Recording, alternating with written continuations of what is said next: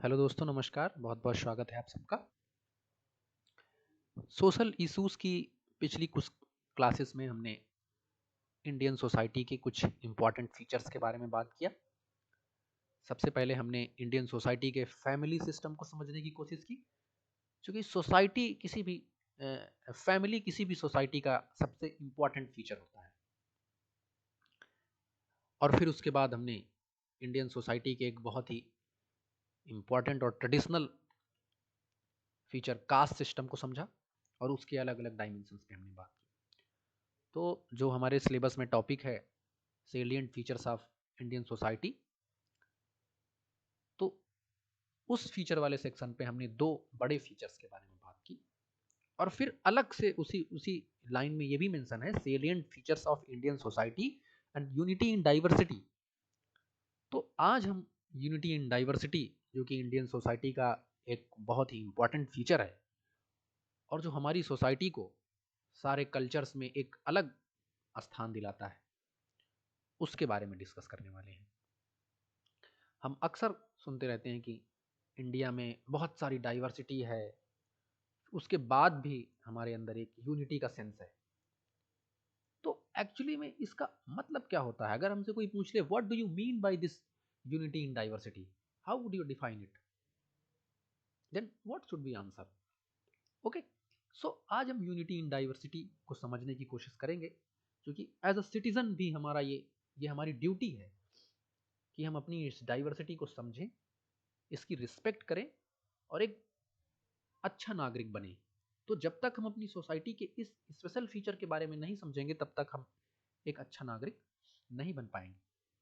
और एग्जाम के point of view से भी, आप चाहे जीएस पेपर 1 में सोसाइटी सेक्शन हो या फिर जीएस पेपर 2 हो या फिर एथिक्स का पेपर हो या एसे का पेपर हो, हर जगह आपको ये टॉपिक इंपॉर्टेंट दिखेगा। सो यूनिटी इन डाइवर्सिटी को हम बहुत आराम से समझने की कोशिश करेंगे, इसके सारे एस्पेक्ट्स को समझेंगे, इस पे क्वेश्चंस क्या क्या आ गए हैं उन पे भी हम बात करेंगे, और आगे कैसे क्वेश्चंस पूछे जा सकते हैं इस पे भी हम बात करने की कोशिश करेंगे। ओके, सो स्टार्ट करते हैं यूनिटी इन डाइवर्सिटी। तो सबसे पहले कंटेंट देखते हैं। सबसे पहले इंट्रोडक्शन में हम समझने की कोशिश करेंगे कि actually this unity in diversity का मतलब क्या है, व्हाट डज इट मीन। फिर हम कुछ एग्जांपल्स के थ्रू अपनी इस डेफिनेशन को वैलिडेट करने की कोशिश करेंगे। हमने जो डेफिनेशन दी उसकी वैलिडिटी के लिए हम कुछ एग्जांपल्स देंगे कि कैसे यूनिटी इन डाइवर्सिटी को हम आइडेंटिफाई कर सकते हैं इंडियन सोसाइटी। फिर हम उसके इम्पोर्टेंस पे बात करेंगे कि व्हाई इट इज़ इम्पॉर्टेंट, क्या ये इम्पॉर्टेंट है भी कि नहीं है, क्या किसी भी नेशन बिल्डिंग में ये खतरा है या बहुत ही इम्पॉर्टेंट चीज़ है, इसको भी हम समझने की कोशिश करेंगे। और फिर हम देखेंगे कि कौन कौन से वो फैक्टर्स हैं इंडियन सोसाइटी में जिनकी वजह से एक ये इम्पॉर्टेंट फीचर जो यूनिटी इन डाइवर्सिटी का हमारे सामने आता है, वो कौन कौन से जो फैक्टर्स हैं जो इंडियन सोसाइटी को काफ़ी डाइवर्स बनाते हैं। तो इन 4 पॉइंट्स के इर्द-गिर्द आज हम अपनी सारी बात रखेंगे और इन सारे डायमेंशंस को देखते हुए हम यूनिटी इन डाइवर्सिटी को समझने की कोशिश करेंगे। ओके फ्रेंड्स, सो आगे बढ़ते हैं। सबसे पहले डिफाइन करने की कोशिश करते हैं unity in diversity. Unity in diversity is a phrase. Okay, क्या है ये? एक फ्रेज है यूनिटी इन डाइवर्सिटी। इसका मतलब क्या होता है? Unity in diversity is a phrase implying unity among people with diverse culture, religious and other demographic differences। Unity in diversity का मतलब होता है कि अलग अलग कल्चर, अलग अलग रिलीजियस ग्रुप्स और अलग अलग बाकी कई सारे लैंग्वेज के बेसिस पे जो डिफरेंसेस हैं, फेस्टिवल्स लोग अलग अलग मनाते हैं, अलग अलग कास्ट ग्रुप्स इंडिया में हैं, कई सारे फीचर्स हैं, अलग अलग जोग्राफिकल लोकेशंस हैं, अलग अलग जोग्राफिकल फीचर्स हैं, लैंग्वेज के बेसिस पे अलग अलग लैंग्वेज बोली जाती हैं। इन सब डाइवर्सिटीज होने के बावजूद भी सारे लोगों में एक यूनिटी है। ये इसका बेसिक मतलब हुआ यूनिटी इन डाइवर्सिटी का। हम देखते हैं सिविलाइजेशंस की हिस्ट्री में नाजिज्म, फासिज्म, कई सारे ऐसी चीज़ें हमें देखने को मिलती हैं जहाँ पे लोगों ने यूनिफॉर्मिटी को लेके कई सारे वार्स लड़े गए और उन्होंने कहा नहीं हमारा आइडिया ज़्यादा अच्छा है, उन्होंने कहा हमारा आइडिया अच्छा है। और देखते हैं कि कैसे over the period of time वो सारी सिविलाइजेशन धीरे धीरे खत्म हो गई। लेकिन जो इंडियन सोसाइटी थी वहाँ पे सबसे ज़्यादा ज्योग्राफिकल डाइवर्सिटी रही, सबसे ज़्यादा रिलीजियस डाइवर्सिटी रही। लेकिन उसके बाद भी जो हमारी सिविलाइजेशन है वो लगातार आगे बढ़ती रही और आज भी हम उस दिशा में आगे बढ़ रहे हैं। Okay, so unity in diversity क्या है? एक फ्रेज है जिसका मतलब ये होता है कि despite of all type of diversity we have oneness. It denote the sense of oneness and weness. कैसे? आफ्टर इंडिपेंडेंस, जब हमारा कॉन्स्टिट्यूशन बनाया गया और उस प्रियम्बल जब हमने डिजाइन किया तो हमारे प्रियम्बल का जो स्टार्टिंग पॉइंट है वो क्या कहता है? कहता है we the people of India, हम भारत के लोग। ओके, क्या डिनोट करता है? वीनेस को डिनोट करता है। उसमें ये नहीं कहा गया हम हिंदू लोग या हम हिंदू मुस्लिम सिख ईसाई लोग, ये सब कोई बात नहीं की। ना उसने किसी कल्चर को रिप्रेजेंट करने की कोशिश की, ना उसने किसी कास्ट को, उसने सारे लोगों को उसने वहां पे रिप्रेजेंटेशन दिया गया। हमारी कॉन्स्टिट्यूशन असेंबली ने क्या बोला? हम भारत के लोग। जबकि हम देखते हैं कि कई सारे देशों में कई सारे जो कॉन्स्टिट्यूशन बनाए गए वहां पे उन्होंने कहीं पे रिलीजियस ग्रुप्स डोमिनेट करते हैं तो कहीं रेसिज्म की बू आती है। लेकिन जो इंडियन कॉन्स्टिट्यूशन हमने बनाया, हमने वो वीनेस के बेस पे बनाया। और ये यूनिटी इन डाइवर्सिटी हमें क्या सिखाती है? यूनिटी इन डाइवर्सिटी में क्या होता है? इसमें होता है to respect ideals and values of other people, other religion. हम इसमें सभी लोगों की आइडियल्स को, सभी लोगों की वैल्यूज को रिस्पेक्ट करते हैं। कैसे रिस्पेक्ट करते हैं? वसुधैव कुटुंबकम। वसुधैव कुटुंबकम हमारी फिलॉसफी है। वसुधैव मतलब this whole earth, this whole planet earth. कुटुंबकम मीन्स फैमिली। हमारी ये फिलॉसफी रही है कि ये पूरी धरती ही हमारी फैमिली है। अब जब ये पूरी धरती हमारी फैमिली है मतलब we are talking about oneness, we are talking about weness in spite of having all geographical differences, cultural differences, religious differences. क्योंकि जो हमारे फोर फादर्स थे वो जानते थे कि यहाँ बहुत सारी डाइवर्सिटी है, उसके बाद भी उन्होंने कहा वसुधैव कुटुंबकम। उन्होंने कहा एकम सत विप्रा बहुधा वदंती, ऋग्वेद में कहा गया। जो हमारे कल्चर का जो पहला लिटरेचर ट्रेसेस हमें देखने को मिलता है ऋग्वेद, उसमें क्या कहा गया? सत एकम सत विप्रा बहुधा वदंती। सत्य एक है और विद्वान लोग उसको अलग अलग तरीके से एक्सप्लेन करते हैं। What does it mean? इसका इसेंस क्या है? एकम सत विप्रा बहुधा वदंती का इसेंस क्या है? इसका मतलब यही है कि सत्य एक है, यूनिवर्सल ट्रुथ वो एक है, लेकिन उसमें सब्जेक्टिविटी है।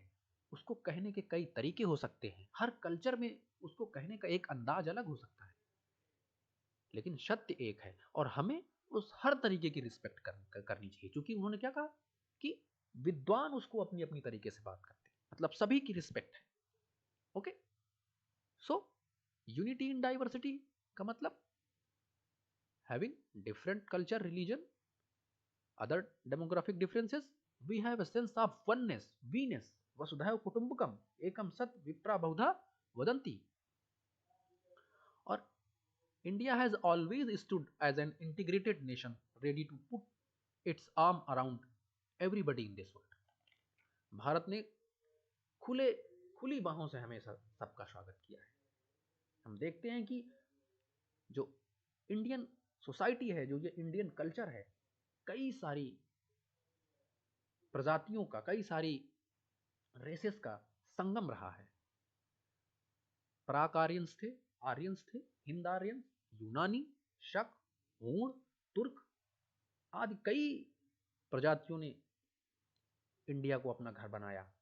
और प्रत्येक जो प्रजाति थी उसकी एक अपनी सामाजिक व्यवस्था थी, उसकी एक अपना म्यूजिक उन्होंने यहाँ पे डेवलप किया, शिल्प कला बनाई, आर्किटेक्चर बनाया, लिटरेचर बनाया।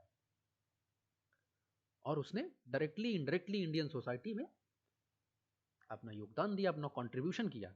हमने सबका गर्मजोशी से स्वागत किया और सब ने हमको कुछ ना कुछ दिया। और आज हम देखते हैं कि हमारा लिटरेचर कितना इनरिच्ड है, क्योंकि जितनी डाइवर्सिटी होगी उतना ज़्यादा ओपिनियन होगा, जितना डाइवर्स ऑफ ओपिनियन होगा उतना ही ज़्यादा हम ट्रुथ के करीब जाएंगे। क्योंकि डेमोक्रेसी का बेसिस क्या है? डेमोक्रेसी का बेसिस यही है कि there should be a culture of discussion, there should be a culture of discourse. और वो डिस्कोर्स कैसे आएगा? जब एक ही तरीके के लोग होंगे तो। क्योंकि जब एक तरीके के लोग होंगे तो सोचने का तरीका एक ही होगा, लेकिन जब कल्चर अलग होंगे, लोग अलग होंगे, उनके रिचुअल्स अलग होंगे, तो सबका अपना एक एक्सप्लेनेशन होगा। और फिर जो ट्रुथ निकल के आएगा वो बहुत ही यूनिक होगा। सो थोड़ा बहुत कुछ आइडिया लगा कि what is unity in diversity. तो कहने का सीधा सीधा यही मतलब है कि अलग अलग कल्चर, अलग अलग रिलीजन और कई सारे डिफरेंसेस होने के बावजूद अगर हमें वननेस और वीनेस की जो फीलिंग है वो है, तो यही यूनिटी इन डाइवर्सिटी है। अब इस यूनिटी इन डाइवर्सिटी का इसेंस क्या है? एक लाइन में उसको बताऊंगा। इसको आप लोग लिख लीजिएगा, क्योंकि मैंने इसमें पीपीटी में मैं इसको डालना मिस हो गया है। तो अगर आपसे कोई पूछे एक लाइन में आप डिफाइन करिए कि what is unity in diversity, so what would you से?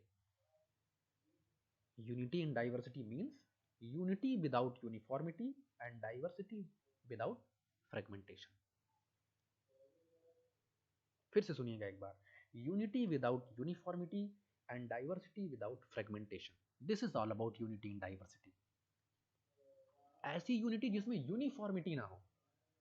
हमें ऐसी यूनिटी नहीं चाहिए कि सब कुछ एक जैसा दिखाई दे। जैसे दुनिया के अलग अलग रिलीजन्स और कई सारे कल्चर्स में हमें देखने को मिलता है, एक लैंग्वेज, एक जैसे लोग, एक जैसा कल्चर, एक जैसे फेस्टिवल। वैसी यूनिटी नहीं है कि हम सब एक चीज कर देंगे। और कहीं ना कहीं यही एक रीजन रहा जहां पे अदर सिविलाइजेशंस और इंडियन सिविलाइजेशन में डिफरेंस आ गया। जो सिविलाइजेशंस नष्ट हो गई, खत्म हो गई, उनके पीछे यही रीजन था कि वो सब एक जैसा चाहते थे। वो यूनिटी का इन डाइवर्सिटी का मतलब यूनिफॉर्मिटी समझते थे।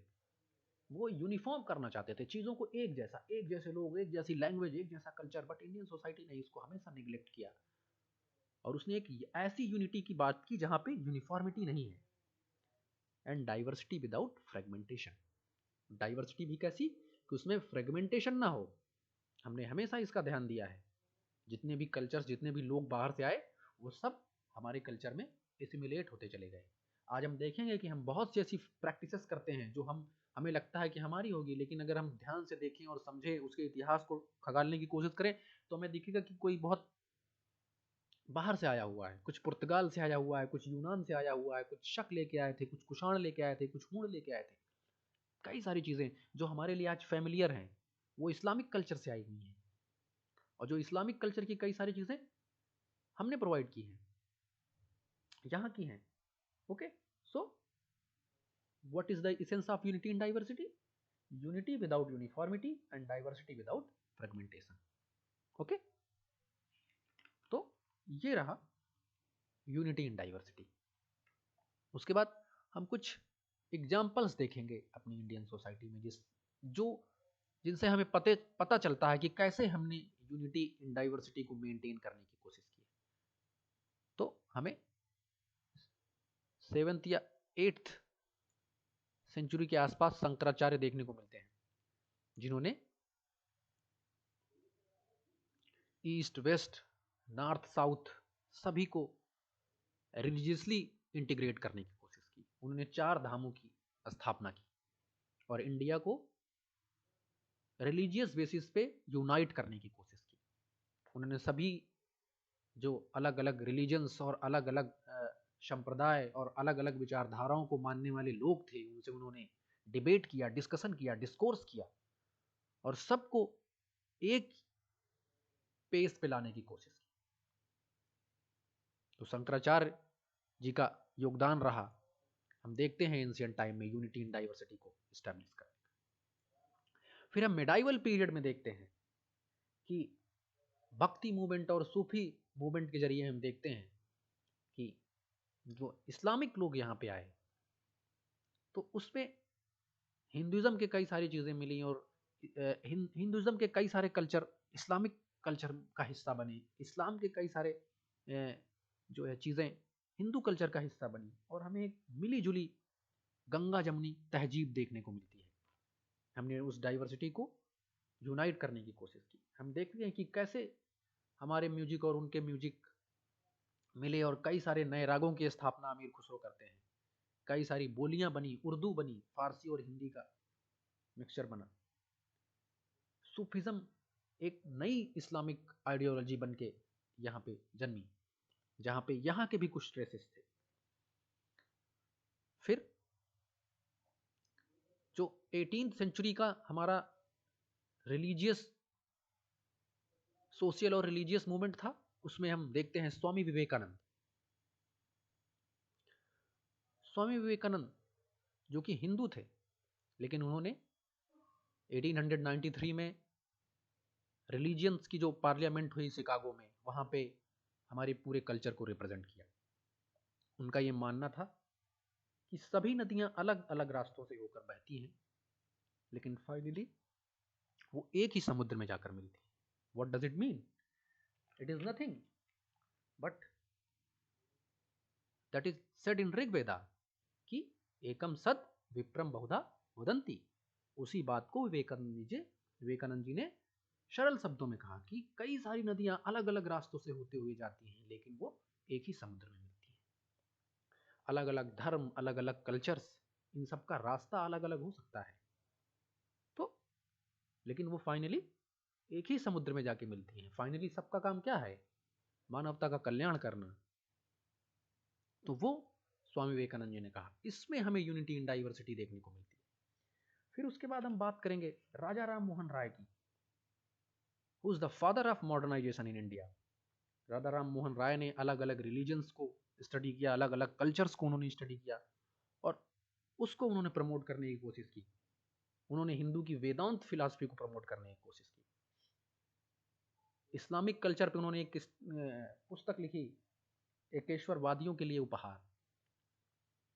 जो एकेश्वरवाद की फिलॉसफी थी, भगवान एक है इस्लाम में, उसको उन्होंने प्रमोट किया और बताया कि ये अच्छी फिलॉसफी है। इसी तरह बाइबल के जो न्यू टेस्टामेंट की जो फिलॉसफी थी, उसको उन्होंने प्रमोट किया और बताया कैसे सर्विस, जो सेवा भाव, करुणा, दया, ये चीज़ें, ये जो वैल्यूज़ हैं कितनी इंपॉर्टेंस हैं, कितनी इंपॉर्टेंट है मानवता के लिए।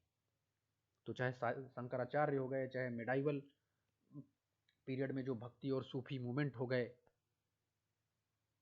या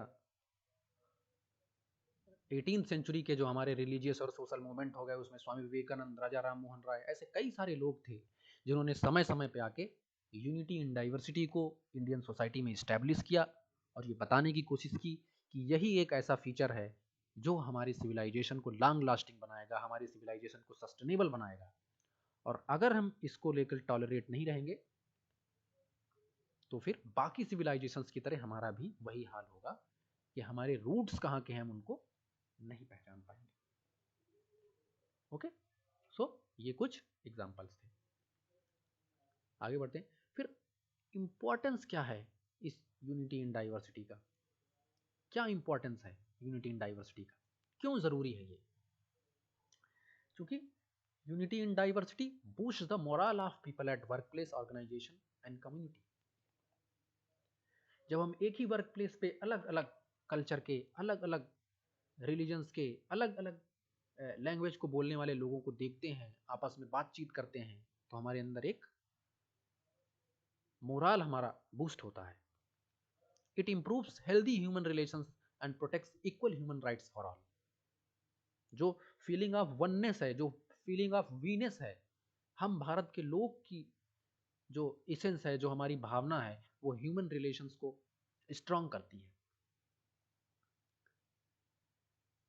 It gives value to rich heritage of the country as well as strengthen the and enriches the culture heritage of India। अभी हमने बात की थी कि कैसे हमारे कल्चर में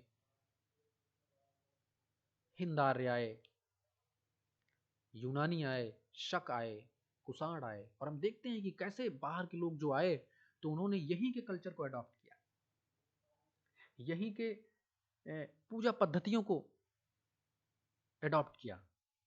विष्णु की उपासना की कई सारे कुषाण शासकों ने, कई सारे शक जो शासक थे उन्होंने विष्णु को अपना भगवान माना और उनके नाम से अपने उपाधियां देना शुरू की उन्होंने। और जो इंडिया का लिटरेचर था वो इनरिच हुआ। यहाँ पे गंगा जमुनी तहजीब जो मेडाइवल पीरियड में हम देखते हैं डेवलप होती है, तो वहाँ पे अलग तरीके का आर्किटेक्चर आता है। जो हमारे आर्ट स्टाइल्स हैं, गांधार कला शैली, मथुरा कला शैली, तो हम देखते हैं कि कैसे एक डाइवर्स कल्चर और एक हेरिटेज ऑफ इंडिया अलग से बन के आता है जब इतनी डाइवर्सिटी होती है, चाहे वो लिटरेरी सेंस में हो, चाहे लिंगुअल सेंस में हो, रिलीजियस सेंस में हो, तो हमें ये चीज़ें देखने को मिलती हैं। जितनी डाइवर्सिटी होगी उतना ही हमारा इनरिच्ड कल्चर होगा, उतनी ही इनरिच हमारी आइडियोलॉजी होगी, उतना ही हम ट्रुथ के करीब जाएंगे।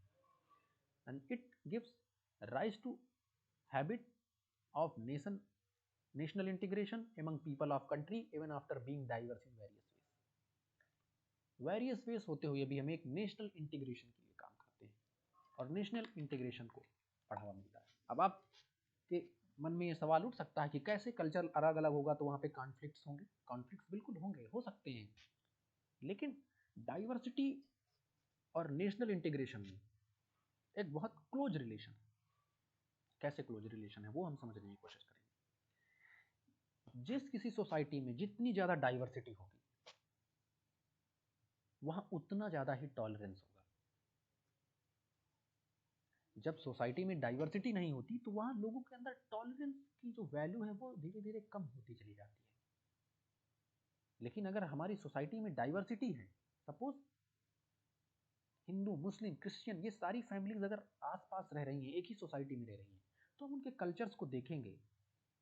हम ईद सेलिब्रेट करेंगे, हम दिवाली सेलिब्रेट करेंगे, हम क्रिसमस सेलिब्रेट करेंगे, तो हमारे अंदर जो टॉलरेंस की जो वैल्यू है, जो बहुत इंपॉर्टेंट वैल्यू है किसी भी इंस्टीट्यूशन को खड़ा करने में, किसी भी नेशन को खड़ा करने में, टॉलरेंस की जो वैल्यू होती है वो सबसे इंपॉर्टेंट होती है। फ्रेगमेंटेशन वही होता है जहाँ टॉलरेंस नहीं होता। तो जितना डाइवर्स कोई नेशन होगा वहाँ पे टॉलरेंस की जो क्वांटिटी होगी उतनी ज़्यादा होगी, और जिस सोसाइटी में टॉलरेंस जितना ज़्यादा होगा वो सिविलाइजेशन, वो कंट्री उतना ज़्यादा सस्टेनेबल होगी। जैसे Indus valley civilisation, Indus valley civilisation, Mesopotamia civilisation, मिस्र सिविलाइजेशन हम देखते हैं, लेकिन मेसोपोटामिया, मिस्र, ये सारी सिविलाइजेशन के ट्रेसेस हमें आज नहीं मिलते हैं। लेकिन जो हमारी इंडस वैली सिविलाइजेशन है, one of the oldest civilisation, वो आज तक जिंदा है। वो लोग भी नेचर की पूजा करते थे, हम भी आज नेचर की पूजा करते हैं, और इवन कई सारी चीज़ें हमें देखने को मिलेंगी। अभी जब हम रिलीजियस डाइवर्सिटी की बात करेंगे तो उस पर हम कई सारे एग्जाम्पल देंगे। तो 5000 साल पहले, 7000 साल पहले की जो सिविलाइजेशन है वो आज तक सस्टेनेबल है। क्यों? क्योंकि there was tolerance in our society and which leads to sustainable development। तो हमारी सोसाइटी में एक सस्टेनेबल डेवलपमेंट हुआ कल्चर के सेंस में, सिविलाइजेशन के सेंस में। वो क्यों हुआ? क्योंकि हमारी सोसाइटी में डाइवर्सिटी थी और उस डाइवर्सिटी ने टॉलरेंस को प्रमोट किया और टॉलरेंस ने सिविलाइजेशन को सस्टेनेबल बनाया। और जब सिविलाइजेशन सस्टेनेबल होगी तो नेशनल इंटीग्रेशन आसानी से होगा। उसकी कुछ प्रॉब्लम्स भी हैं डाइवर्सिटी की, लेकिन उनको हम बाद में डिस्कस करेंगे और उनको हमने कैसे काउंटर किया है उसके बारे में हम जानेंगे। तो इम्पोर्टेंस में हम देखते हैं कि कैसे हमारे अंदर एक वननेस की जो भावना है, वसुधैव कुटुंबकम की जो भावना है, वो कैसे हमको एक ह्यूमन बीइंग बनाती है, कैसे हमारे ह्यूमन रिलेशंस को प्रोटेक्ट करती है, ह्यूमन राइट्स को प्रोटेक्ट करती है, कैसे हमारे कल्चर को इनरिच बनाती है, हेरिटेज, कल्चरल हेरिटेज बनाती है। तो इन सब सारी चीज़ों को देखा, हमने देखा इंपॉर्टेंस ऑफ यूनिटी में, यूनिटी एंड डाइवर्सिटी में। फिर कौन कौन से फैक्टर हैं जो इंडियन कल्चर को डाइवर्स कल्चर बनाते हैं? तो जोग्राफिकल फैक्टर हैं, कल्चरल फैक्टर्स हैं, रिलीजियस फैक्टर्स हैं, पॉलिटिकल फैक्टर हैं, लैंग्वेज फैक्टर। इन सारे फैक्टर को हम वन बाय वन डिस्कस करेंगे, डिटेल में डिस्कस करेंगे, क्योंकि इन पे क्वेश्चन आ सकते हैं, इंडिविजुअली भी इस पे क्वेश्चन आ सकते हैं। तो जोग्राफिकल फैक्टर, अब कैसे इंडिया में जोग्राफिकल डाइवर्सिटी है? आप कुछ मत करिए, इंडिया के जो एंड्स हैं उनको उठा के देख लीजिए और वहाँ एक केस स्टडी तैयार कर लीजिए। कश्मीर, नॉर्थ में, साउथ में, केरला, कन्याकुमारी, तमिलनाडु, इन स्टेट्स की ज्योग्राफी पढ़िए। इधर ईस्ट में अरुणाचल प्रदेश, नागालैंड, या जो नॉर्थ ईस्टर्न स्टेट हमारे हैं, इनको पढ़िए, इनकी ज्योग्राफिकल लोकेशन के बारे में पढ़िए। और वेस्टर्न में गुजरात, महाराष्ट्र, इनकी ज्योग्राफिकल कंडीशन की आप स्टडी कीजिए, आपको अंतर समझ में आएगा, how they are diverse. Ladakh is a cold desert, पानी बिल्कुल नहीं बरसती, साल के 12 महीने बर्फ रहती है। कन्याकुमारी ट्रॉपिक ऑफ कैप्रिकॉर्न के नीचे पड़ता है, ट्रॉपिकल रीजन में आता है, ह्यूमिड वेदर है, गर्मी रहती है। इतनी ज़्यादा ज्योग्राफिकल डिफरेंसेस हैं। इंडिया में आपको ट्रॉपिकल रेन फॉरेस्ट मिल जाएंगे, एवरग्रीन फॉरेस्ट मिल जाएंगे, आपको डेजर्ट की भी कई सारा वेजिटेशन मिल जाएगा, डेसिडुअस फॉरेस्ट भी मिल जाएंगे, हर तरीके के फॉरेस्ट मिल जाएंगे। लैंड भी है, डेजर्ट भी है, कोल्ड डेजर्ट भी है, हॉट डेजर्ट भी है राजस्थान में, कोल्ड डेजर्ट लद्दाख में, हिली रीजन्स मिल जाएंगे, प्लेन्स मिल जाएंगे, रिवर्स कई जगह पे हैं। रिवर्स भी दो तरीके की हैं, एक रिवर्स जो पूरे साल बहती हैं, एक रिवर्स जो हैं एक टाइम पे बहती हैं, एक टाइम पे सूख जाती हैं। तो having all this type of geographical diversity.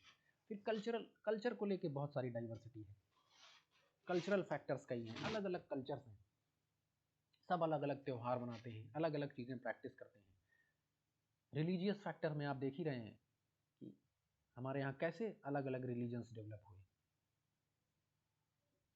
Buddhism यहाँ डेवलप हुआ, जैनिज़्म यहाँ डेवलप हुआ, ब्राह्मण धर्म जो जिसको कहा जाता है ओल्डेस्ट रिलीजन ऑफ इंडिया, वो यहाँ डेवलप हुआ। सिख यहाँ पे आए, मिडाइवल पीरियड में अरब्स यहाँ पे आए, उसके बाद क्रिश्चियंस, एडवेंट ऑफ यूरोपियंस आप देखते हैं 1498 के बाद से, वास्को डी गामा के आने के बाद से पुर्तगीज आए, डेन्स आए, ब्रिटिशर्स आए, फ्रेंच आए, सभी लोगों ने अपनी यहाँ पे कॉलोनीज बनाई। इससे एक डाइवर्स रिलीजन यहाँ पे डेवलप हुआ। अलग अलग पॉलिटिकल फैक्टर्स है, लैंग्वेजेस बहुत सारी है, thousand of language are being spoken in India. और हमारे कॉन्स्टिट्यूशन की जो 8th शेड्यूल है उसमें 22 लैंग्वेजेस मेंशन है। ऑलमोस्ट 121 लैंग्वेजेस इंडिया में ऐसी हैं जिनके बोलने वाले 10,000 से ज़्यादा लोग हैं। ओवरऑल देखा जाए तो ऑलमोस्ट 12,000 लैंग्वेजेस आर देयर, 12,000 भाषाएं बोली जाती हैं। और इनफैक्ट जैसे ही हमारा देश आज़ाद होता है और जो स्टेट रीऑर्गेनाइजेशन होता है, that was on the basis of language. हमने लैंग्वेज को कभी बैरियर नहीं बनने दिया यूनिटी में। डाइवर्स लैंग्वेज थी तो हमने उसका सम्मान किया, जो भी लोगों ने मांग की हमने उसको फुलफिल किया, and that is why we are sustaining. तो लैंग्वेज को लेके कई सारी डाइवर्सिटी। तो ये जितनी भी टाइप की डाइवर्सिटीज़ हैं इनको हम वन बाय वन समझने की कोशिश करेंगे, सारे फैक्टर्स को, और देखेंगे कि इतनी डाइवर्सिटी होने के बाद भी कैसे हम अपनी यूनिटी को मेंटेन किए हुए हैं और आगे भी हम मेंटेन करते रहें। इसके लिए हमें कौन कौन से कदम उठाने चाहिए, हमें कौन कौन से स्टेप्स उठाने चाहिए। तो आज के लेक्चर में, आज के डिस्कशन में हमने एक मोटा मोटा हिसाब ये लगाया कि किन किन डायमेंशंस पे हमको बात करनी है इस टॉपिक पे। यूनिटी इन डाइवर्सिटी क्या है ये हमने समझा, उसका इंपॉर्टेंस क्या है, उसके हमने कुछ एग्जांपल्स देखे, फिर वो कौन कौन से फैक्टर हैं जो इस यूनिटी इन डाइवर्सिटी के लिए रिस्पॉन्सिबल हैं। ये तो डाइवर्सिटी के फैक्टर्स हो गए। अब अभी हम आगे चल के यूनिटी के फैक्टर्स पे बात करेंगे, कौन कौन से फैक्टर हैं जो इन डाइवर्सिटीज के होने के बावजूद भी इंडिया को यूनाइट करते हैं, इस कल्चर को यूनाइट करते हैं, उस पर बात करेंगे। फिर फर्दर हम ये बात करेंगे कि क्या किया जाए कि जो एरिया ऑफ कॉन्फ्लिक्ट हैं उनको हम मिनिमाइज करें और ये हमारी सिविलाइजेशन ऐसे ही सस्टेनेबल चलती रहे। Okay, so this was all about today's class.